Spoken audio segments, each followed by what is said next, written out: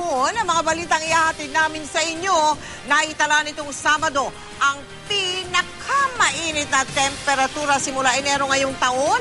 Umabot sa halos 40 degrees Celsius ang temperatura sa Etiague sa Isabela. Hindi lang po tao, kundi pati mga hayop ang pwedeng magkasakit dahil sa sobrang init.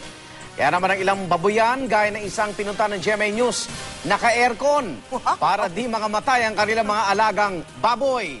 Nakatutok si Tricia Zafra.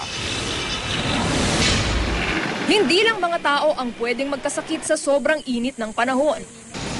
Pwede ring maapektuhan at mamatay ang ilang hayop gaya ng mga baboy at manok. Kaya ang ilang hog farm sa Bulacan gumagastos para matiyak na ligtas sa init ang mga alaga. Tulad ng baboyan na ito na the aircon gamit ang dambuhalang ventilation system. Kailangan daw kasi na tama ang temperatura ng baboyan para maiwasan ang sakit at pagkamatay ng mga baboy. 2010 pa raw the aircon ang baboyan. Nami-maintain namin yung temperature dun sa loob. Kasi kailangan yung baboy hindi nagbabago-bago temperature niyan. Ilan sa mga sakit na maaaring tumama sa mga hayop ngayong tag-init ang heat stroke, heat stress at dehydration. Nag-iingat din maging ang mga poultry farm tuwing tag-init. Wala kasing sweat glands ang mga manok kaya hirap silang kontrolin ang temperatura ng katawan.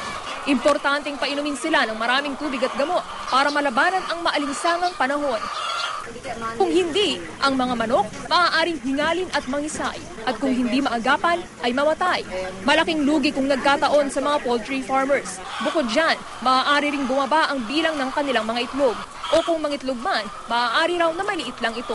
Tricia Zafra, nakatutok, 24 oras.